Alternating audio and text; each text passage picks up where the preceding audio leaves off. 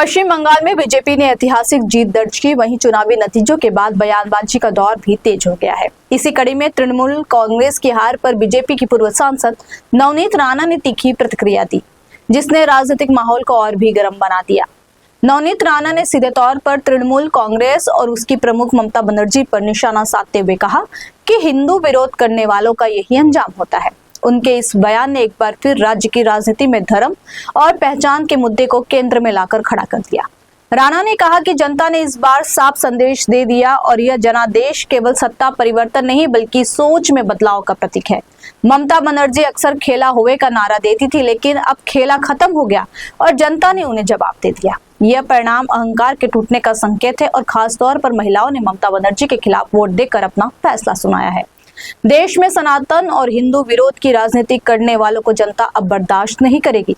वहीं इस दौरान राणा ने प्रधानमंत्री नरेंद्र मोदी की भी जमकर तारीफ की। उन्होंने कहा, पीएम मोदी के नेतृत्व में देश लगातार आगे बढ़ रहा है और लोगों के दिल से उनके लिए दुआ निकलती है। मोदी है तो मुमकिन है का जिक्र करते हुए उन्होंने कहा कि जनता का भरोसा पीएम पर कायम है। नवनीत राणा ने इस दौरान और क्या कुछ कहा, आइए आपको सुनाते हैं।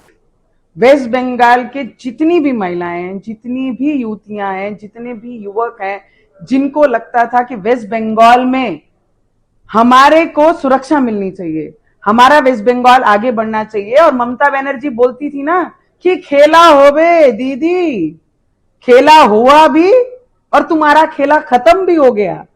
दीदी का अहंकार टूटा। दीदी ने जिस तरीके से अत्याचार करने वालों को 10 लाख रुपए देके महिला सुरक्षा पे सबसे बड़ा कलंक ममता बनर्जी ने जो वेस्ट बंगाल में लगाया, ये उसका उत्तर महिलाओं ने दिया है, ये याद रखना। और हमारे मोदी जी के लिए दिल से बहुत बहुत अभिनंदन करना चाहूंगी, और हम जैसी महिलाओं का दिल से प्रार्थना निकलती है कि हमारे मोदी जी ऐसे ही चमकते रहें और महिलाओं की सुरक्षा करते रहें। और कहते हैं ना कि मोदी है तो मुमकिन है, वो पूरे देश ने, पूरे विश्व देख रहा है। और हमारे देश के गृह मंत्री अमित शाह जी, जो स्ट्रैटेजी जिस तरीके से उन्होंने वेस्ट बंगाल के लिए लगाई, वो स्ट्रैटेजी एक करेक्ट इंप्लीमेंट वेस्ट बंगाल में हुई है। तो ममता बनर्जी, ओ दीदी,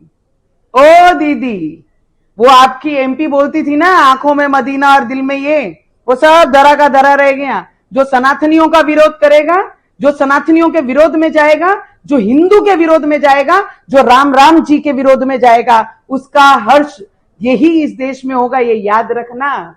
और बांग्लादेशी घुसपैठिए जितने भी वेस्ट बंगाल में बैठे हैं, हमारे भारतीय जनता पार्टी के मुख्यमंत्री के शपथ के पहले आपने अपना बोरिया बिस्तरा बांधकर वापस बांग्लादेश चले जाओ, क्योंकि अब का जो वेस्ट बंगाल होगा वो सिर्फ जो वहां पर रहते हैं उनकी सुरक्षा के लिए होगा।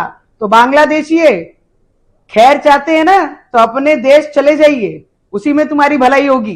कहते हैं ना, जहां से आए श्यामा प्रसाद मुखर्जी, वो बंगाल हमारा है, ये याद रखना। और ये बंगाल इस भारत देश का है। ये जीत हमारी नहीं, ये जीत उनकी है, जिन्होंने, जो मतदारों ने वेस्ट बंगाल के जो सपने अपनी आंखों में बोए थे, ये जीत उनकी है। तो सभी को दिल से बहुत बहुत बधाई। ओ दीदी, राम राम दीदी, अब तो सिर्फ वेस्ट बंगाल में राम राम चलेगा, जय बांग्ला चलेगा। अब खेला नहीं, अब विकास होगा वेस्ट बंगाल में।